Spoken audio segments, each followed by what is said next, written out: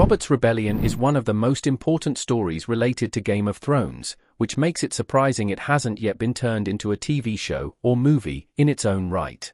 HBO is very much in the business of expanding its Westeros set franchise, with several Game of Thrones spin-offs in development.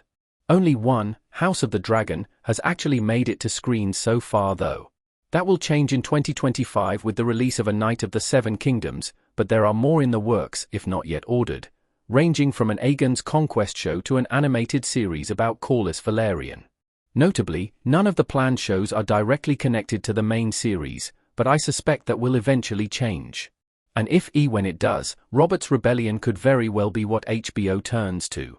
Why Robert's Rebellion hasn't happened yet?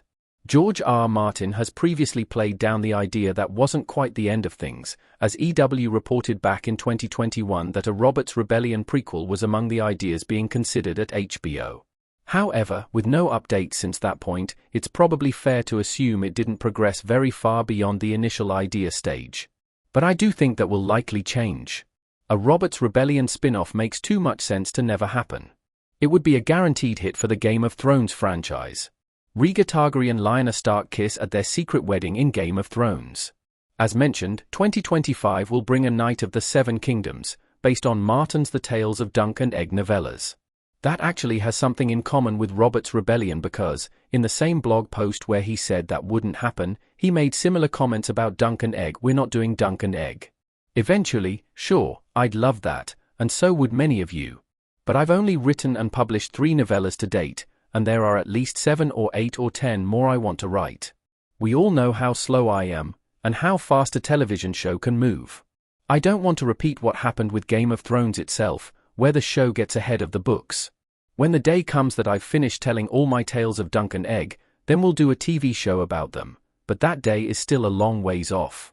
Obviously, Martin changed his mind on that one, because no other novellas have yet been published. And so if that, why not Robert's Rebellion too? Ultimately, I think the story is too important to Game of Thrones, and would be too much of a guaranteed hit for HBO and its parent company, Warner Bros. Discovery, for it to never happen in some way. After all, this is the same WBD that's remaking the Harry Potter movies. That will be making a new Lord of the Rings movie set during the Fellowship of the Ring. Those are both far wilder, more shocking concepts to me than making Robert's Rebellion. With Game of Thrones one of its prized franchises, doing something that clearly connects to the main show seems like a complete no-brainer. It's the one story where you can bring back the likes of Ned Stark and Jaime Lannister, and still have Targaryens, which have been a defining point of the spin-off so far, and not need to revisit anything surrounding Game of Thrones' controversial ending. It's a win-win-win. Sure, interestingly, part of the story is actually being adapted. The stage play The Iron Throne will take the story of the tourney of Harrenhal, a critical part of the rebellion, to London's West End and, after that, Broadway.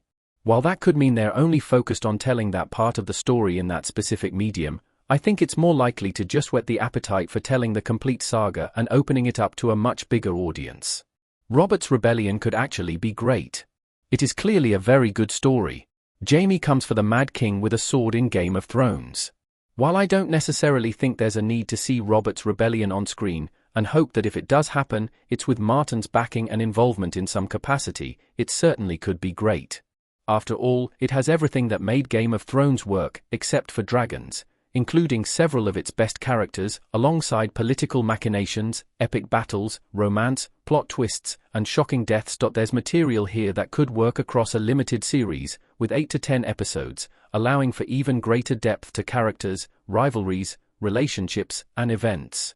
Or, with a Game of Thrones movie possibly happening, then it would be an obvious choice for a 2-parter, or even a trilogy.